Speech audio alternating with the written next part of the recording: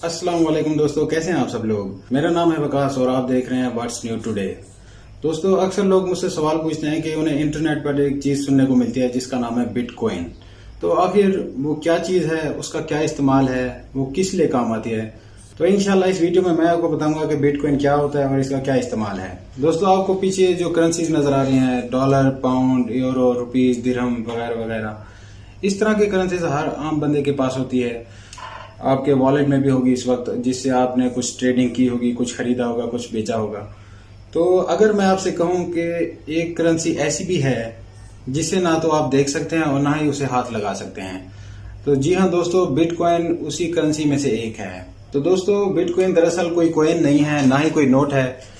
ये एक virtual memory है जो बैलेंस की फॉर्म में आपके पास ऑनलाइन होती है, किसी स्टोरेज में, मोबाइल फोन में, मीडिया में, कंप्यूटर में, कहीं भी। तो दोस्तों, अगर मैं नॉर्मल करेंसी की बात करूं तो एक सादे कागज में और एक नोट में क्या फर्क है। फिजिकली देखा जाए तो वो दोनों एक ही चीजें हैं, लेकिन एक नोट की कीमत 100 रुपए, 200 रुपए, 500 रुपए, 1000, 5000 तब जाकर बनती है जब उसके पीछे कुछ अथॉरिटीज, कुछ बैंक, कुछ लोग बैठ के ये फैसला करते हैं कि हाँ भी इस नोट की, इस कागज की वैल्यू ये है, और बाकी वहां भी उस पर भरोसा करती है और इस तरह ट्रेडिंग का सिस्टम चलता है। तो इसके मुकाबले में अगर बिटकॉइन को देखा जाए तो इसके पीछे कोई अथॉरिटी नहीं है जो इसको कंट्रोल कर रही हो।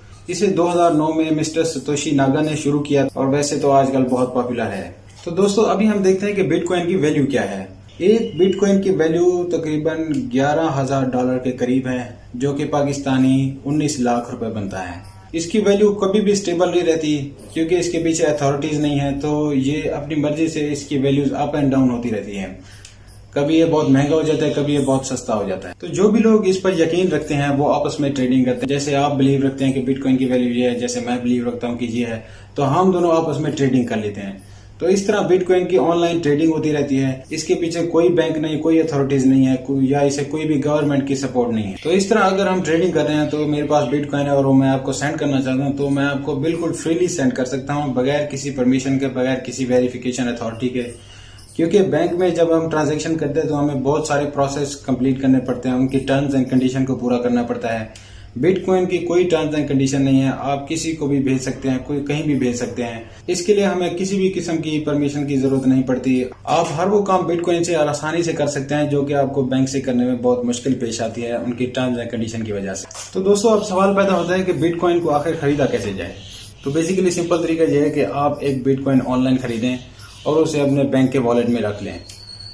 तो रखने से मुराद ये नहीं है कि आपके पास कोई कॉइन आ जाएगा या वो करेंसी आपके जेब में आ जाएगी, नहीं, इस तरह नहीं है। वो एक इलेक्ट्रॉनिक मनी है, आपके अकाउंट में बैलेंस की फॉर्म में ऑनलाइन सेव होगी।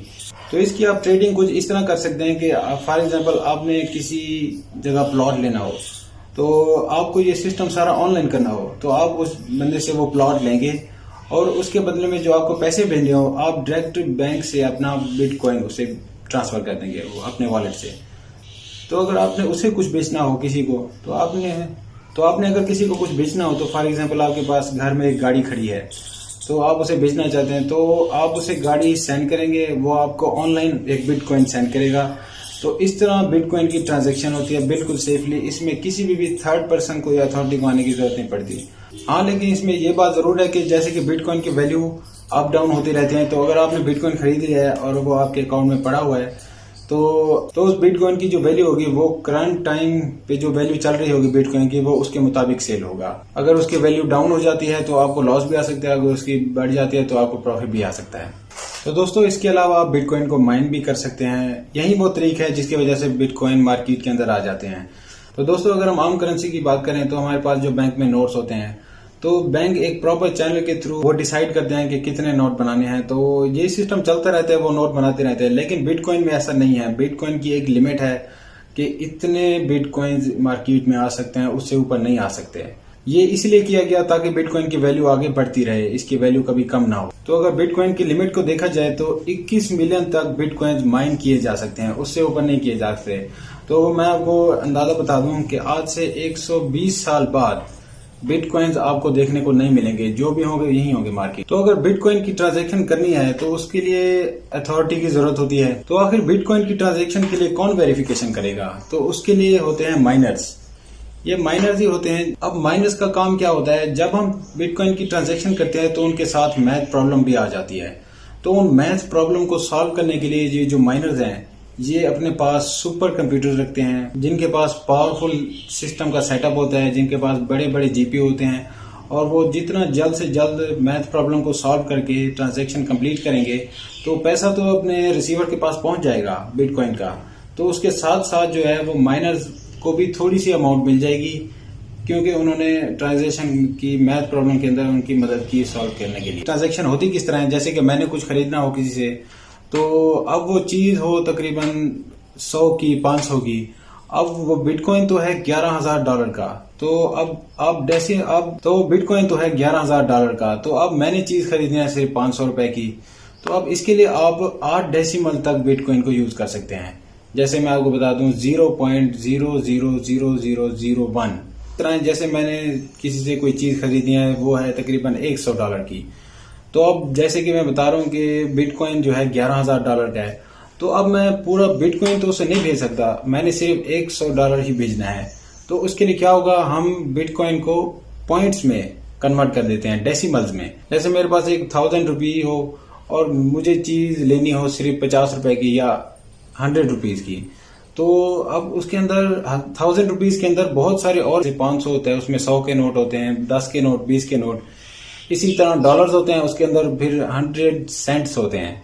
तो बिटकॉइन भी बिल्कुल इसी तरह है, आप इसको फ्रैक्शन में भी यूज कर सकते हैं। तो जब बिटकॉइन फ्रैक्शंस में आ जाता है, डेसिमल्स में 0.001 की कोई चीज किसी से लेनी हो, तो उसके लिए मैथ प्रॉब्लम आता है, और उसको सॉल्व करने के लिए आपके पास एक बड़ा पावरफुल कंप्यूटर होना चाहिए, सुपर कंप्यूटर होना चाहिए, जिसके अंदर अब सीपीयू तो पुराने हो चुके हैं, अब आ गए जीपीयू।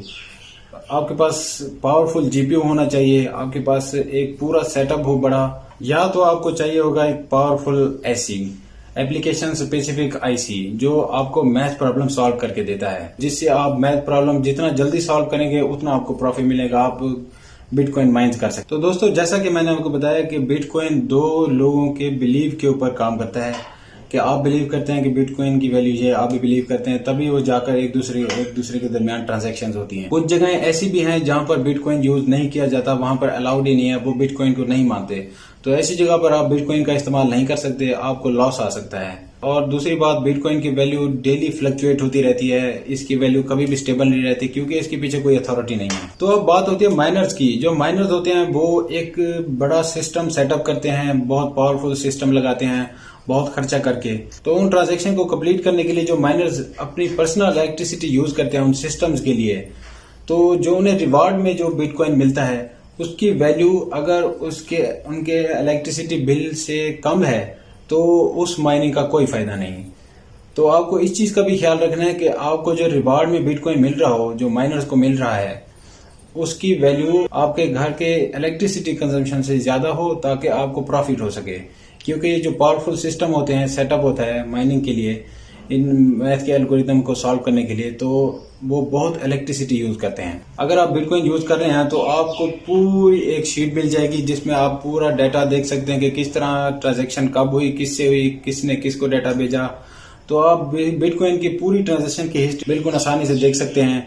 उसके बाद अगर आपके पास अपने बिटकॉइन है तो वो आपके अलावा और कोई नहीं यूज कर सकता बिल्कुल भी, क्योंकि ये प्रॉपर मैथ के प्रॉब्लम के साथ जुड़े होते हैं, तो इसलिए वो आपके अलावा और कोई नहीं यूज कर सकता, क्योंकि वो प्रॉपर मैथ के प्रॉब्लम के साथ जुड़े होते हैं कि सॉल्विंग के बाद ही आपकी ट्रांजैक्शन हो सकती है।